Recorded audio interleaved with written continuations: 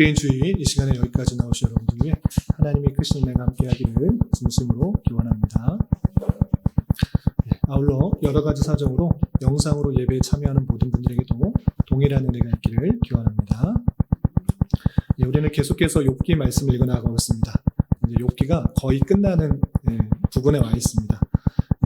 욥의 환난에 대해서 세 친구들의 다양한 그 원인에 대한 공방전이 끝나고 이제 욥이 모든 것을 하나님께 맡기면서 일단락되는 듯 하였으나 또 다른 친구 엘리후가 나타나서 듣다 못한 나머지 하나님의 영광을 가리우는 것 같은 그런 욥의 답변들을 안타까운 나머지 욥에게 또 다른 충고를 하면서 욥이 당한 원인, 환난을 당한 원인, 그것은 다른 데 있는 것이 아니라 욥이 죄를 지었기 때문에 그렇게 된 것이다 라고 또 다시 모든 원인이 인과응보적인 사상, 죄 때문에 나타나는 일이다 라는 그런 결론로 다시 되돌아오는 것 같았습니다.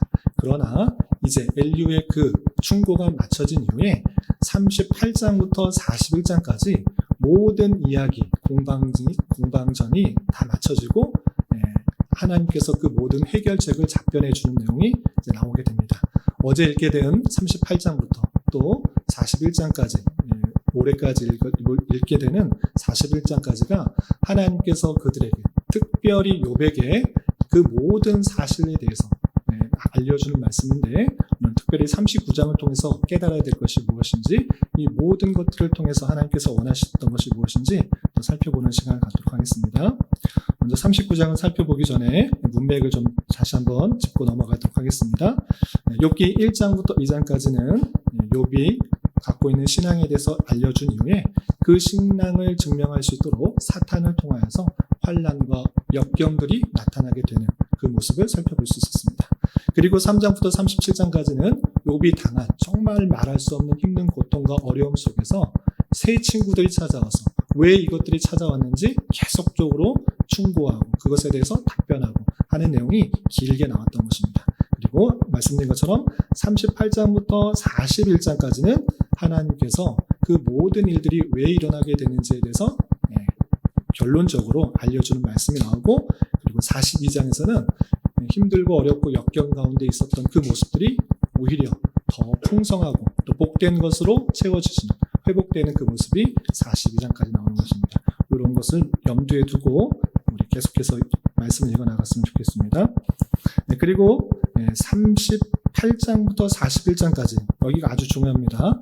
모든 그 논란 속에서 하나님께서 이제 참다 이제 하나님께서 그 모든 것들을 정리하기 위해서 말씀하시는 내용이 38장부터 41장까지인데 어제 읽었던 38장에서는 어떤 이야기가 나왔는가 혹시 안 읽으신 분을 위해서 좀 몇몇 구절 찾아보도록 하겠습니다.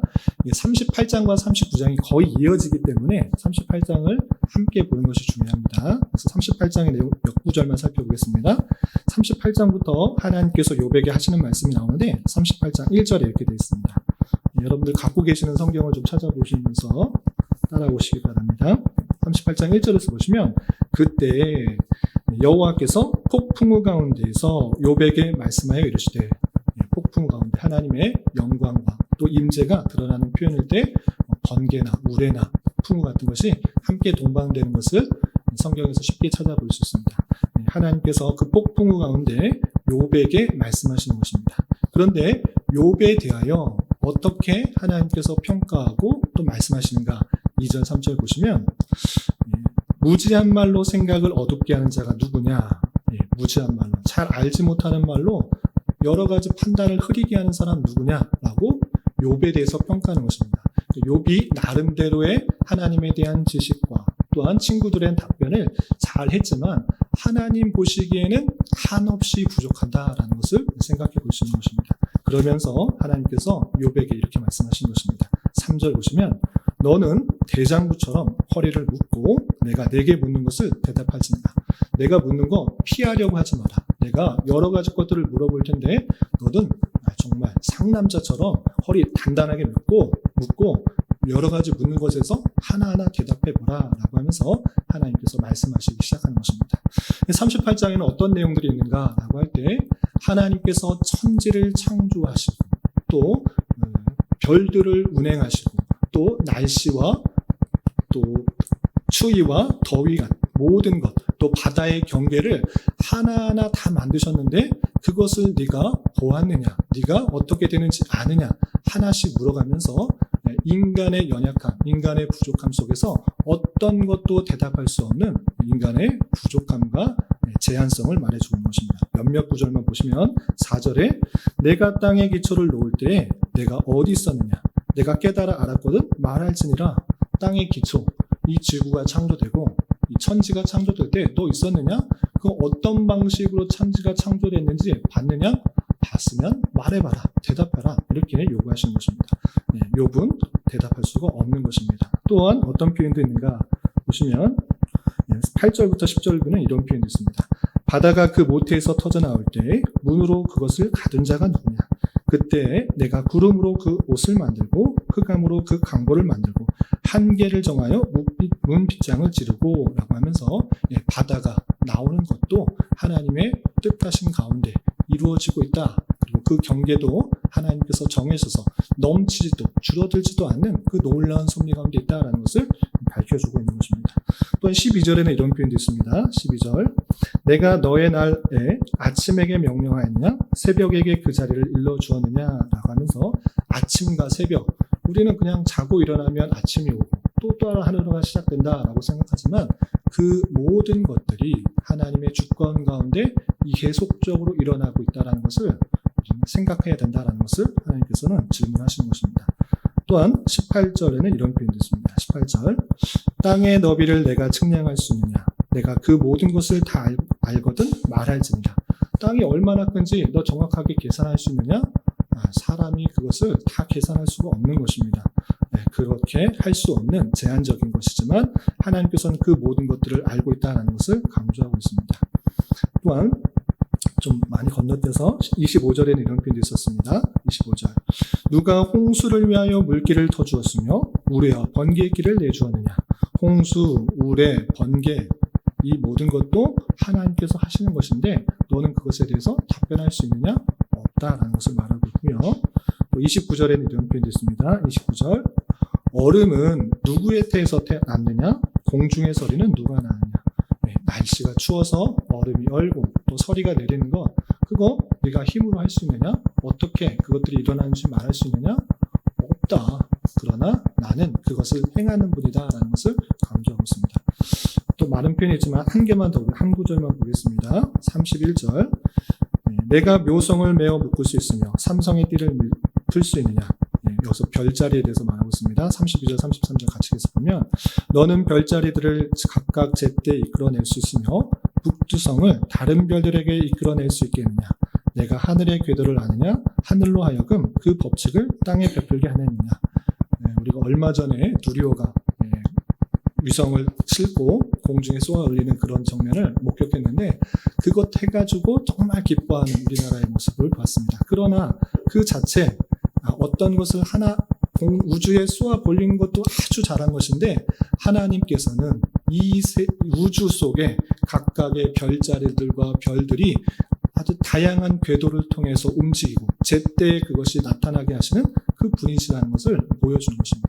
그냥 우연히 있는 것이 아니라 하나님의 놀라운 섭리 가운데 그 모든 것들이 제때 이루어지고 있음을 보여주고 있는 것입니다. 이렇게 하나님께서는 욥에게 먼저 대답할 수 없는 이 창조 세계의 다양한 질문들을 통하여서 인간의 연약함과 인간의 제한성과 욥의 무지들을 강조하고 있는 모습을 볼 수 있습니다. 그런데 여기서 그치는 것이 아니라 39장, 정확하게 말해서는 38장 39절부터는 천체 세계의 그 창조 세계의 그런 별, 기후, 또 달 이런 것에 그치는 것이 아니라 동물의 세계에 하나하나 들어가면서 이런 것을 내가 대답할 수 있느냐 또 다시 묻게 되는 것입니다.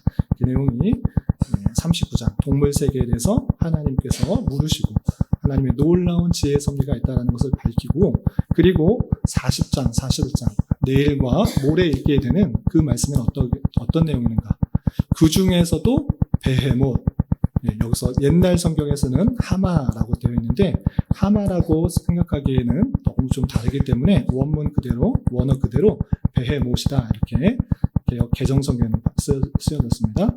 그리고 41장에서는 옛날 성경에서는 개역 한글의 성경에서는 악어다라고 해서 악어의 아주 특이한 모습에 대해서 설명했는데 이것도 악어로만 단정짓기에는 너무나 좀 다른 모습이 있기 때문에 원어 그대로 리워야단이다라고 쓰여서 베헤못과 리워야단 동물 중에 나타날 수 있는 아주 특이한 그 동물들의 모습을 통해서 하나님의 권능 그리고 인간의 제한성을 계속적으로 설명하는 그 모습들이 있는 것입니다. 그렇다면 욥이 궁금했던 정말 왜 나에게 어려움이 찾아왔는가? 나는 죄를 짓지 않은 것 같은데 왜 하나님께서는 이렇게 힘든 일을 주셨는가? 이것에 대해서 답변을 하지 않고 왜 이런 것들을 말씀하셨는지 오늘 본문과 또 전체 문맥을 통해서 생각해보는 시간을 갖도록 하겠습니다. 우선 39장의 내용을 좀 자세하게 살펴보겠습니다. 우선 1절부터 4절까지는 산염소와 암사슴의 습성에 대해서 하나님께서 물으시고 내가 답변할 수 있느냐 이렇게 물으십니다. 여기 39장 1절부터 4절까지 같이 한번 읽어보도록 하겠습니다. 시작.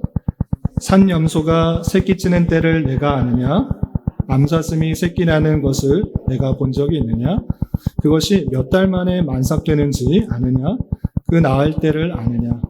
그것들은 몸을 부풀리고 새끼를 낳으니 그 괴로움이 지나가고 그 새끼는 강하여져서 빈들에서 크다가 나간 후에는 다시 돌아오지 아니하느니라. 산염소가 새끼 치는 때를 아십니까? 혹시 아세요? 혹시 산에서 오래 살고 또 그 산에 시골에서 사셨던 분은 혹 알 수도 있습니다. 그러나 그거를 아느냐 모르냐 이것이 중요한 것이 아니고 인간의 그 아는 것들이 상당히 제한적이다라는 것을 말해주는 것입니다. 산염소, 새끼 치는 것 물론 산염소를 쫓아다니면서 본 사람 또는 산에 오래 산골에서 사는 사람은 산염소가 이때 새끼를 낳는구나 알 수는 있는데 그것을 지금 말하고 하는 것이 아니라 하나님께서 그 모든 생물 하나하나를 다 아시고 그 습성들을 다 주관하시는데 사람들은 그것을 제한적으로만 알 수 있다는 것을 강조하는 것입니다. 암사슴이 새끼 낳는 것을 본 적이 있느냐? 암사슴, 산염소나 암사슴이나 가축이 아닙니다. 집 근처에서 기르는 동물이 아니라 그냥 산에서 자연적으로 이렇게 돌아다니면서 생활하는 것이기 때문에 잘 알 수 없다는 것입니다. 그래서 욥은 산염소나 암사슴 그것이 몇 달 만에 만삭났고 또 새끼를 치고 또 어떻게 아이를 낳고 또 그것이 어떻게 성장하는지 잘 대답할 수 없으나 하나님께서는 그 모든 것들을 알고 계신다라는 것을 대조적으로 이렇게 표현해 주고 있는 것입니다. 욥이 모든 것을 아는 것처럼 그렇게 답변하고 행했던 것에 대해서 더욱더 겸손해지도록 계속적으로 말씀하시는 것입니다. 또 5절부터 8절까지는 그것에 그치지 않고 들나귀에 대해서 설명하면서 답변을 하라 이렇게 표현하고 계십니다. 5절부터 8절 계속 읽어보겠습니다. 시작. 누가 들나귀를 놓아 자유롭게 하였느냐? 누가 빠른 나귀에 매인 것을 풀었느냐? 내가 들을 소금 땅을 그것이 사는 처소로 삼았느니라. 들나귀는 서금에서 짓거리는 소리를 비웃나니 나귀 치는 사람이 지르는 소리는 그것에게 들리지 아니하며 초장 언덕으로 두루 다니며 여러 가지 푸른 풀을 찾느니라. 집의 근처에 사는 그 짐을 나르는 또는 사람을 태우는 목적으로 기르는 나귀가 아니라 들나귀인 것입니다. 들나귀. 그런 사람의 손을 닿지 않고 사람의 통제를 받지 않은 그런 들나귀도 있는 것입니다. 그런데 그 들나귀가 어떻게 그렇게 되었느냐? 그리고 그가 들에서 여러 가지 풀을 뜯고 먹고 생활하는 그 것들이 그냥 있는 것이 아니라 하나님께서 그렇게 하셨다. 6절을 보면 내가 들을 그것의 집으로 소금 땅을 그것이 사는 처소로 그곳이 사는 그곳이 될 수 있도록 하나님께서 하셨다라는 것을 보여주고 있는 것입니다. 그렇게 사람들은 잘 알지 못하는 그런 들나귀의 습성과 거처 그것조차 하나님께서 운행하고 있다라는 것을 다시 한번 욥에게 알려주고 계십니다. 또한 9절부터 12절까지는 들소에 대해서 또 말씀하고 계십니다. 우리 들소에 대해서 어떻게 물으시는지 계속해서 읽어보도록 하겠습니다. 9절부터 12절 함께 봉독합니다. 들소가 어찌 기꺼이 너를 위하여 일하겠으며 내 외양간에 머물겠느냐? 네가 능히 줄로 매어 들소가 이랑을 갈게 하겠느냐? 그것이 어찌 골짜기에서 너를 따라 썰애를 끄겠느냐? 그것이 힘이 세다고 내가 그것을 의지하겠느냐? 내 수고를 그것에게 맡기겠느냐? 그것이 내 곡식을 집으로 실어오며 내 타작 마당에서 곡식 모기를 그것에게 의탁하겠느냐? 예. 농사를 하면 소가 아주 귀중한 그런 기구인 중요한 도구가 될 수 있습니다. 그러나 그 소가 아니라 집에서 기르는 집소, 일을 하는 그런 소가 아니라 들소를 말하고 있습니다. 들소는 힘이 그냥 소보다, 물론 소도 힘이 세지만 들소는 훨씬 더 셉니다. 그런데 힘이 세다고 들소를 너가 잡아와서 밭을 갈게 하고 또 일을 하게 하는 것 가능하겠느냐? 못한다. 그것은 들소는 너를 위하여 있지 않는다. 아무도 길들이지 못한다라는 것을 보여주고 있는 것입니다. 이렇게 원래는 하나님의 사람들에게 모든 동물을 다스리는 역할로서 했으나 인간의 죄로 말미암아 그런 것이 다 무너지게 되고 깨어지게 되어서 이 들소조차 사람이 다스릴 수 없는 그런 형편 가운데 있음을 내포하여서 우리가 함께 생각해 볼 수가 있는 것입니다. 이렇게 들소는 힘이 세지만 길들일 수가 없고 일을 시킬 수 없는 그런 제한적이고 또 한계가 있는 그런 모습이지만 하나님께서 그것조차 다 행하시고 계시고 섭리하고 계시다라는 것을 강조하여 표현하고 계시는 것입니다. 또 이어서 이제 새들에 대해서도 또 말씀하십니다. 먼저 타조의 어리석음에 대해서 13절부터 18절까지 말씀하시는데 13절부터 18절 계속해서 읽어보겠습니다. 시작. 타조는 즐거이 날개를 치나 학의 깃털과 날개가 같겠느냐? 그것이 알을 땅에 버려두어 흙에서 더워지게 하고 발에 깨어질 것이나 들짐승에게 밟힐 것을 생각하지 아니하고 그 새끼에게 모질게 대함이 제 새끼가 아닌 것처럼 하며 그 고생한 것이 헛되게 될지라도 두려워하지 아니하나니 이는 하나님이 지혜를 베풀지 아니하셨고 총명을 주지 아니함이라. 그러나 그것이 몸을 떨쳐 뛰어갈 때에는 말과 그 위에 탄 자를 우습게 여기느니라. 계속해서 타조를 여기는데 타조는 어떻게 하는가? 아주 가장 큰 새라고 할 수 있는데 날개도 크고 몸집도 큰데 그런데 날개가 있어서 날개를 퍼덕거리나 타조가 날아다닐 수 있습니까? 없다. 학의 깃털과 같이 똑같이 날개를 치지만 날 수가 없다. 그리고 타조는 어떤 특성이 있는가? 보통 새는 자기가 알을 낳으면 어떻습니까? 그것을 따뜻하게 품는 것입니다. 그런데 타조는 그렇게 하지 않는다고 합니다. 땅에다가 부어서 흙에서 자연적으로 더워질 수 있게 이렇게 만든다고 합니다.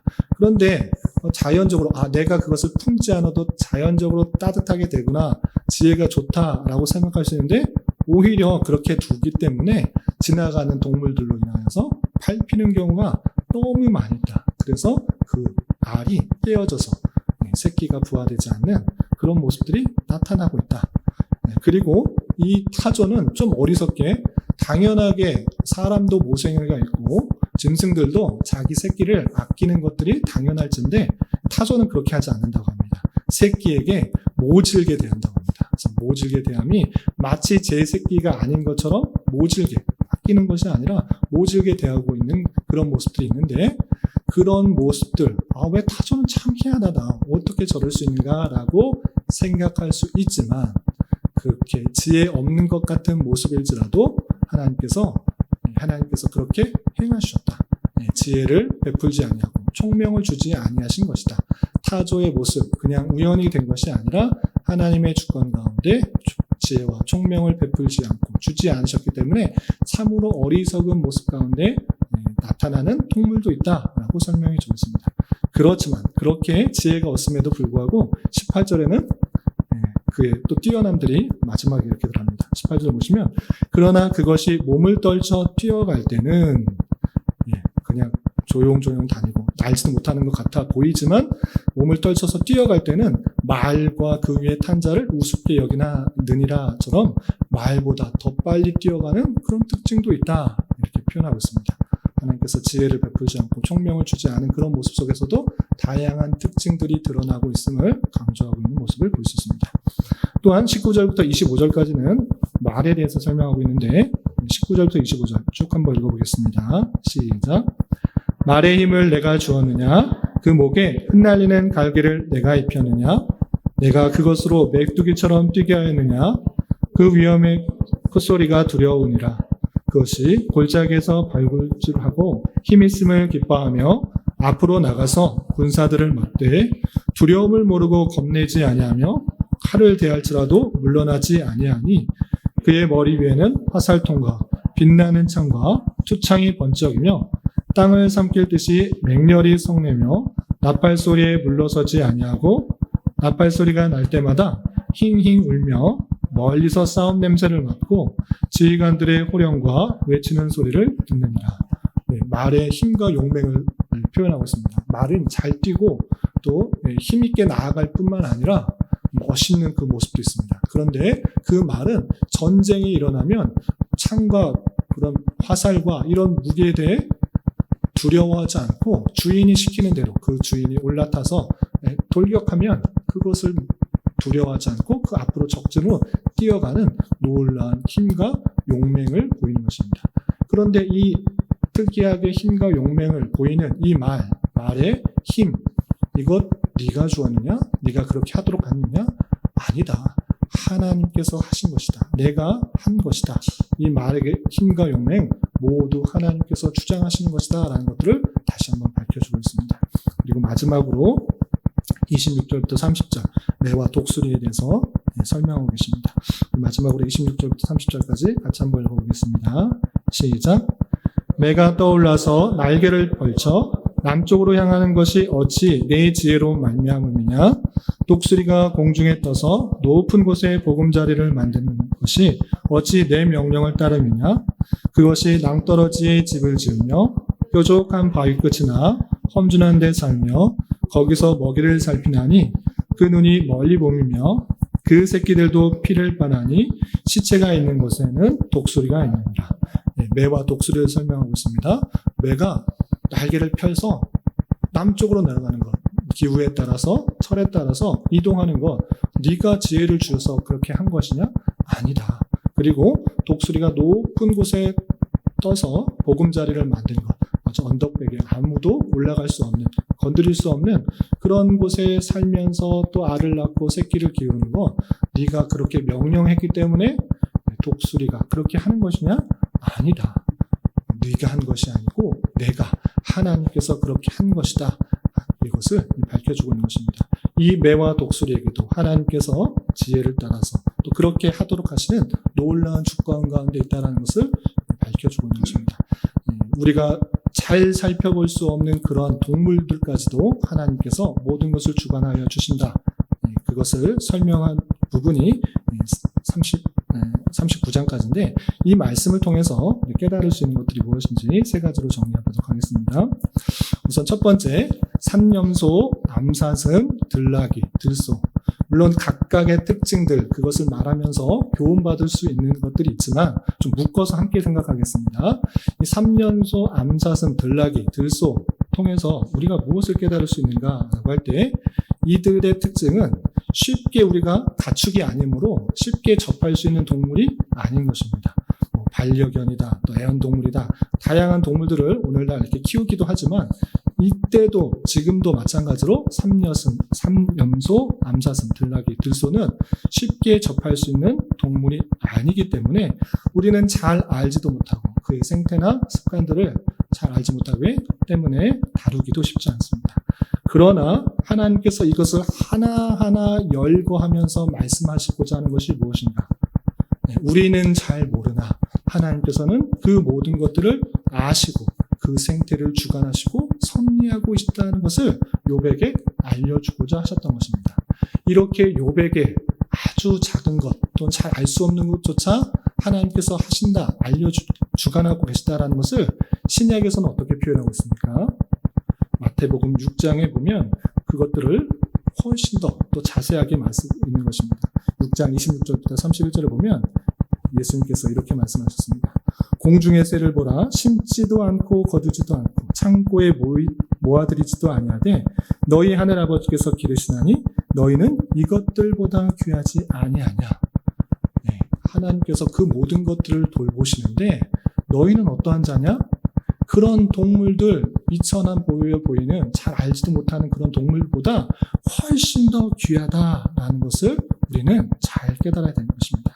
그렇기 때문에 우리는 어떻게 되는가? 욥기에서는 구차한 그런 말씀을 하시지 않았습니다. 이런 동물들 너 어떻게 하는지 아느냐? 어떻게 아느냐? 이렇게 말하시는 데서 그쳤지만 신약에서는 그것을 더욱더 구체적으로 어떻게 해야 되는지를 덧붙여 설명하신 것입니다. 그건 뭐냐? 그런 동물들보다 훨씬 더 너희들이 귀하지 않느냐? 중요하지 않느냐? 내가 그렇게 생각한다. 그러니까 너희는 무엇을 입을까? 무엇을 먹을까? 염려하지 말라. 그것은 중요한 것이 아니라 하나님께서 가장 적절한 때 가장 필요한 것으로 채워줄 줄 알고 그것에 대해서 염려하지 말라라고 표현했습니다. 이 모든 것들은 이방인들이 구하는 것이지 너희들이 그런 것으로 걱정과 염려하지 말라 이렇게 표현했던 것입니다. 그것을 어떻게 믿습니까? 하나님께서 저 동물들보다 저 산새들보다 저런 들소보다 나를 더 귀하게 생각하는지 어떻게 알 수 있습니까? 그것은 다름이 아니라 우리같이 연약하고 미약하고 죄 많은 인생임에도 불구하고 우리의 죄악 때문에 죽어가는 그 모습을 하나님께서는 참지 않으시고 하나님의 독생자이신 성자 예수님을 이 땅에 보내셔서 대신 돌아게 하실 만큼 우리가 더 귀하고 훨씬 더 귀중한 존재, 하나님의 사랑의 그 사람 가운데, 택하신 사람 가운데 있다는 것을 보여주었다는 것을 통해서 우리가 깨달을 수 있는 것입니다. 그 사실들, 그것이 믿어지는 것이 참된 의고 그것이 온전히 믿어진다고 하면 그리스도께서 우리를 위해서 십자가에 달려 돌아가셨고 또 그 하나님께서 그를 돌아가시게 할 정도로 우리를 사랑하신다는 것을 안다고 하면 우리는 그 다른 것, 그 어떤 것을 주시지 않으실 분이 아니라는 것을 우리를 위해서 가장 소중한 것을 주었기 때문에 그 밖의 것들은 당연히 주신다라는 그 믿음 가운데 있어야 되는 것입니다. 로마서 8장 32절에 이렇게 분명히 표현되어 있는 것입니다. 자기 아들을 아끼지 아니하시고 우리 모든 사람을 위하여 내주신 이가 어찌 그 아들과 함께 모든 것을 우리에게 주시지 아니하겠느냐. 가장 소중한 것을 주신 그분께서 우리가 필요한 것 가장 적절할 때 주실 줄 믿고 우리가 세상적인 근심과 염려 가운데 사는 것이 아니라 당장에는 없어 보이고 당장에는 힘들어 보이고 당장에는 낙당되는 그런 사실이 있을지라도 염려와 근심하지 말고 하나님의 때에 하나님께서 적절한 것으로 채워줄 줄 알고 살아가는 인생이 되어야 되는 것입니다. 이런 굳은 믿음 가운데 여러 가지 어려움과 힘든 상황을 잘 극복할 수 있는 저와 여러분이 되시기를 주님의 이름으로 부탁을 드립니다. 두 번째로 생각해보면 좋을 것은 두 번째 타조, 말, 매, 독수리 이것을 통해서 알 수 있는 하나님의 섭리가 무엇인가 생각해 보았으면 좋겠습니다. 타조, 아주 큰 새인데 날지 못하고 좀 어리석게 보이는 그런 행동을 하는 것을 우리는 잘 알 수 있습니다. 왜 이렇게 어리석는가? 참 어리석은 동물이다. 이렇게 말할 것이 아니라 그조차도 누가 지혜를 주시지 않으셨다? 하나님이 주시지 않으셨다. 말, 그 용맹, 화살이 빗발쳐도 창이 들어와도 주인의 명령에 그 적진에 뛰어가는 그 용맹, 힘 누가 주셨다? 하나님께서 주셨다. 매 독수리 그런 지혜를 따라서 그렇게 이동하기도 하고 또 언덕에다가 낭떠러지에다가 아무도 올라오지 못하게 그곳에서 거처를 정하고 새끼를 키우는 그 모든 것 누가 했다? 하나님께서 하셨다. 그것을 통해서 우리에게 전해주는 것이 무엇입니까? 이러한 여러 동물들이 다양한 환경 속에서 살아갈 수 있도록 하는 것이나 동물 나름대로의 지혜와 힘을 얻도록 하신 분이 오직 하나님이시라는 것을 욥에게 말한 것을 우리는 잘 깨달아야 될 것입니다. 따라서 하나님께서 하나님의 뜻에 따라 다양한 동물들에게 지혜와 총명을 거두시기도 하시고 또 지혜를 주셔서 다양하게 살게도 하시는 분이라는 것을 알려줌으로 말미암아 우리는 자연스럽게 무엇을 깨달아야 되는 것입니까? 내 힘과 내 능력과 내 계획과 내 판단에 따라서 살아가는 존재가 아니라 그 모든 것들이 하나님으로부터 온다라는 사실들을 깨달아 주님을 더욱더 의지하며 주님께서 공급해 주시는 힘과 지혜와 능력으로 살아가기를 힘써야 된다는 것을 알아야 되는 것입니다. 하나님께서 온갖 선한 것들이 모든 선한 것들이 주님께로부터 온다는 사실들을 기억하고 내 힘, 내 노력, 내 능력, 내 계획, 내 어떤 것을 의지하는 인생이 아니라 오직 하나님께서 나에게 모든 것을 주신다는 그런 믿음을 가지고 주님만을 의지하며 살아가야 되는 것입니다. 여러분들은 도대체 무엇을 의지하고 무엇을 붙들고 있습니까? 하나님을 붙들며 하나님을 의지하고 있습니까? 아니면 내 생각, 내 판단, 내 계획, 내 힘, 내 어떤 것을 의지하고 있는지 되돌아봐야 될 것입니다. 다양한 동물을 통해서 내가 주신 것, 내가 준 것이다. 내가 주신 것이다. 내가 빼앗은 것이다. 그러니 너희 인생들도 너희 스스로 모든 것을 할 수 있는 것처럼 생각하지 말고 하나님을 의지하라. 하나님께서 주시면 그것에 따라서 행하는 것이고 그렇지 않으면 그렇지 않은 가운데 삶을 살아가는 것이다. 이렇게 살아가야 되는 것입니다. 우리는 스스로의 지혜와 스스로의 힘과 스스로의 능력으로 이 세상을 능히 살아갈 수 있는 것처럼 생각하지 말아야 합니다. 결단코 그렇게 생각해서는 안 되는 것입니다. 나 자신의 한계와 제한과 죄와 연약함을 온전히 깨달아 순간순간마다 주님을 두려워하며 사랑하고 또 섬기는 자가 되어야 되는 것입니다.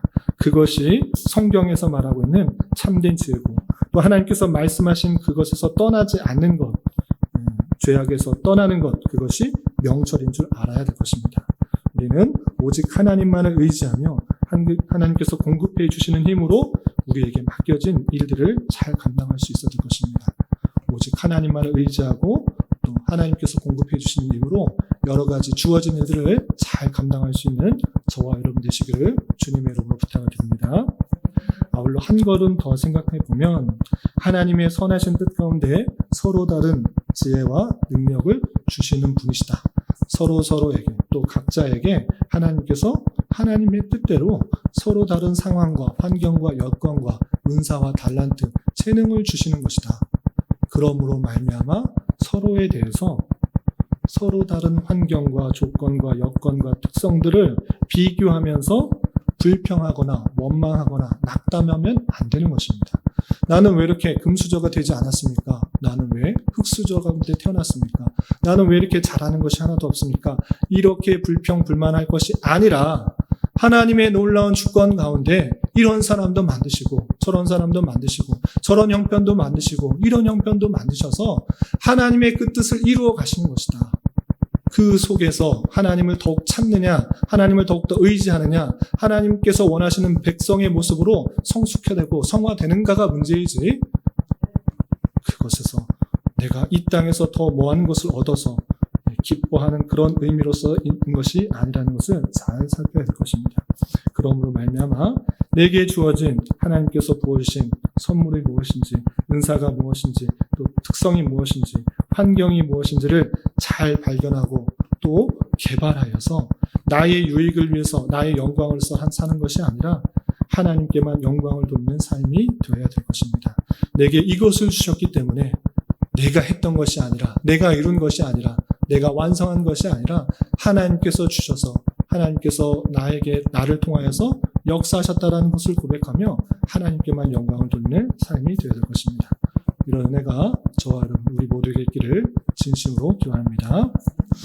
마지막으로 전체를 살펴보면서 생각해 봤으면 좋겠습니다.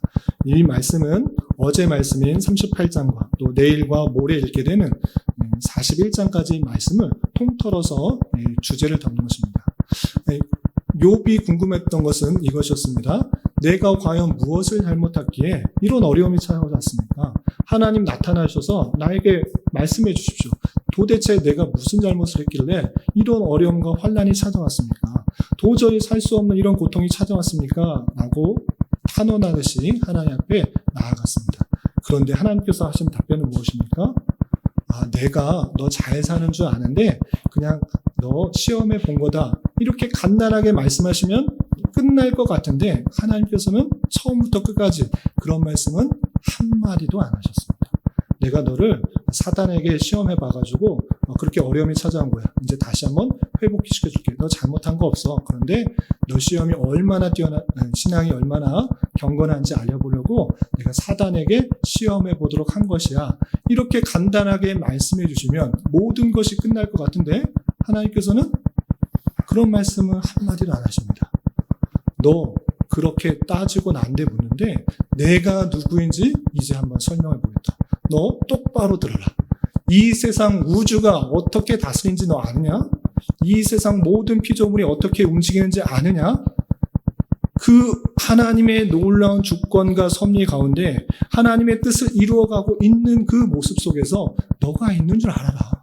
너가 불평불만할 것 하나도 없다. 내가 가장 선한 뜻으로 이 세상 모든 만물을 주관하여서 운행하는데 한갓 인간이 어떻게 하나님께 따져 묻느냐? 당장에 보이는 어려운 현실 속에서 어떻게 그렇게 말할 수 있느냐? 하나님께서는 지금 당장에 보이는 어려움과 환난과 힘든 여건 속에서도 그 뜻을 이루는데 한치의 오차도 없이 이루어진다라는 것을 욥에게 하나하나 분명하게 설명하고 있는 것입니다. 인간의 연약함 속에서는 당장에 힘들고 어렵고 정말 죽을 것 같은 그 고통 속에서 하나님 왜 이렇게 나에게 이렇게 어렵게 힘든 일을 주십니까? 따지고 묻고 싶지만 하나님의 그 놀라운 계획 속에서는 한치도 없이 그 선을 이루어 가신다는 것을 욥에게 분명히 보여주는 것입니다. 아주 작은 미개한 그 곳조차도 아주 넓은 이 우주 세계조차도 하나님의 통치와 하나님의 섭리 가운데 주관되고 있는 것을 너는 아느냐? 그 가운데 내가 속해 있다라는 그 사실, 하나님의 그 관심과 사랑 가운데 속해 있다는 그 사실로 충분히 알아들어라 라고 표현하고 있는 것입니다. 이 모든 사실을 선포하신 이후에 욥의 자세는 어떻습니까? 아, 내가 잘못했구나. 이제 하나님에 대해서 듣기만 들었는데 눈으로 보게 되었습니다. 하나님이 어떤 분이신지 이제 더 크게 깨달았습니다. 라고 고백하는 것입니다. 그리고 그가 겪었던 수많은 환난과 역경들이 완전히 변해서 갖고 있는 재산도 더 늘어나고 자녀들도 생겨나고 수명도 많이 120살까지 120년을 더 사는 그런 놀라운 복을 갖게 되는 그 사실들을 우리는 깨닫게 되는 것입니다. 이런 말씀을 통해서 당장에 겪게 되는 여러 가지 환난과 어려움과 역경, 하나님께 원망하고 불평하고 따져 묻는 것이 아니라 하나님께서 그 택하신 백성들에게 실수하지 않으시는 놀라운 사랑을 통하여서 하나님의 백성답게 훈련시키고 연단시키시는 과정이 있다는 것을 굳게 믿고 여러 가지 환난과 역경을 능히 잘 견디어 나가야 될 것입니다. 또한 우리의 삶이 하나님의 그의 놀라운 섭리 가운데 뜻 가운데 진행되는 줄 알아. 우리는 더욱더 어떻게 되느냐? 하나님의 욥의 고백처럼 하나님이 어떠하신지를 체험하고 경험하고 깨달아 알아가야 될 것입니다. 그냥 지식적으로 그냥 알아가는 것에 그치는 것이 아니라 나의 아픔과 나의 어려움과 나의 힘듦 그 모든 것들을 아시고 가장 적절한 때에 필요한 것으로 채워주시고 역사하시는 분이라는 것을 마음속으로 고백하고 찬양하고 영광을 돌리는 자가 되어야 되는 것입니다. 아무런 느낌과 감정 없이 그냥 자리에 앉아서 있는 것이 아니라 날마다의 삶 속에서 나와 동행하여 주시고 역사해 주시고 나의 필요를 채우시고 각자를 적절하게 인도해 주신 하나님을 깨달아 그 놀라운 계획하심 가운데 우리가 붙들려 있는 줄 알아. 연단과 또 고난과 환난을 통해서 더욱더 순금과 같이 만드시는 하나님의 섭리를 잘 알아. 하나님의 선하심과 인자심을 잘 깨닫고 맛보아 알아가야 되는 것입니다. 이러한 삶을 살아갈 수 있는 저와 여러분 되시기를 주님의 이름으로 부탁을 드립니다. 기도하겠습니다. 하나님 아버지 감사합니다. 오늘 말씀을 통하여 피조세계의 아주 작은 동물에 이르기까지 하나님의 섭리와 주권이 마치고 있음을 살펴보았습니다. 이런 말씀을 대하는 자로서 여러 날짐승들보다 훨씬 더 우리를 귀하게 생각하시고 독생자 예수 그리스도를 이 땅에 보내주셔서 우리에게 참된 생명을 주시기까지 사랑하시는 주님께 늘 감사 찬송할 수 있는 자 되게 하여 주시고 하나님의 주권 가운데 각자마다 다른 은사와 상황과 여건을 허락하여 주셔서 하나님의 백성답게 훈련시켜 가시는 과정이 있음을 믿고 때때로 닥치게 되는 여러 가지 혼란과 역경 속에서도 좌절하거나 낭망하는 데 그치지 않고 더욱더 주님을 의지하며 하나님의 선하신 섭리의 손길들을 깊이 경험하고 하나님의 어떠하심을 깊이 깨달을 수 있는 기회 되도록 인도하여 주시옵소서. 예수님의 이름으로 기도 올리옵나이다.